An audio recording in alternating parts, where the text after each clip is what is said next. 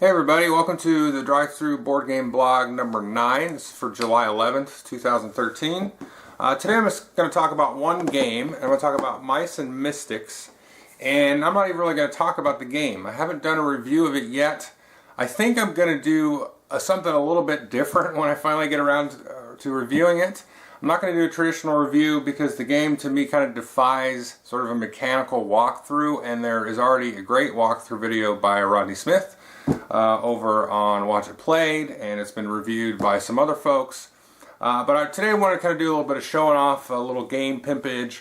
And so I've been playing this game and I really like it. It's a little bit lighter than I normally like, a little bit more story driven, and that's one of the reasons I have a little bit of trouble just doing like a mechanical walkthrough, because honestly I'm not that excited to do a walkthrough of the mechanics. I'd rather tell you about, I don't know, the story of the game, but maybe people aren't that interested. So anyway, a little preview coming attractions there. I'm going to do sort of a different video with this, I think.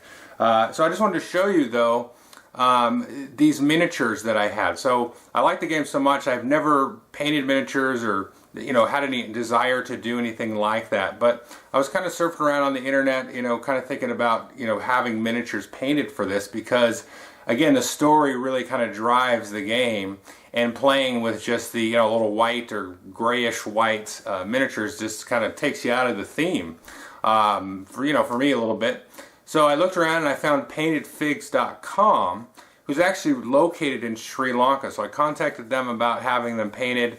I'm going to go up and throw up some of the imagery of my actual miniatures that they have. So these ones that you can see here are painted in what they call the standard format. Now they've got some other kinds of formats, like a basic format. A standard's kind of like their second level, and then they have some other formats. If you go to paintedfigs.com, you can find them. They've got like show quality, competition level quality if you're into like Warhammer or something like that.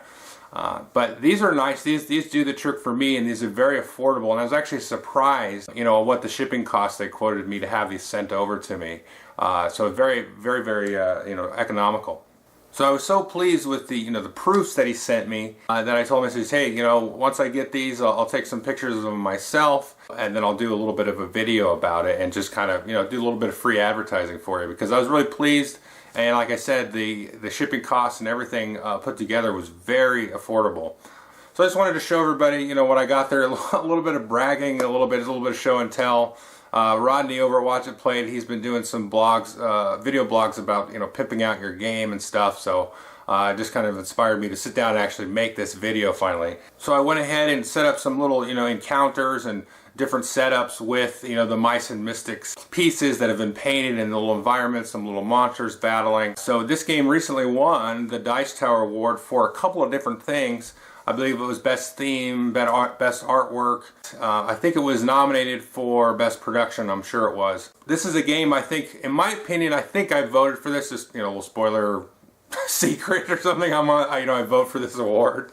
I don't know if you're supposed to tell people. I don't think it matters that much, but I think I did vote for this one for Best Production against X-Wing. I think if I picked one of the two, I think you could vote kind of for a couple in each category, so you don't have to focus on just one. But this one, to me, the production, physically it's well produced, obviously, and X-Wing was physically well produced, but the extra amount of production that went in here to all the different tokens, the stories, the scenarios, they're coming out with a new expansion, just that extra layer of all this stuff on top of the game mechanics really just kind of pushed this one into the stratosphere. And I said in a previous blog, I'd have to rethink some of my top games from last year with this one. I don't know that this one would beat out, let's say, Mage Wars or Space Cadets, which were kind of my top two.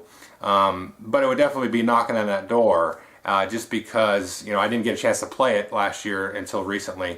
But this one is definitely one I would take a look at. So I'm not going to do a traditional review of it. I will do more of another kind of video about it here a little bit later. But anyway, I just thought I would try to get my feet wet back in this blogging thing. It's been a couple of weeks.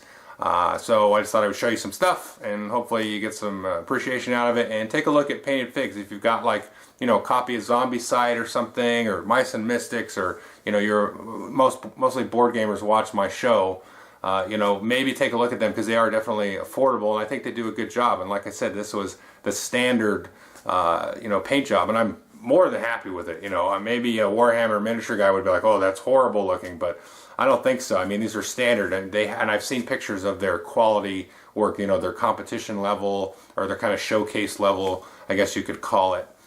You know, I've seen those, and those are just like, whoa, that's, you know, that's way more than I need. But if you really want to get crazy with it, maybe you've got like Ravenloft or Legend of Drizzt or something. Don't tempt me here.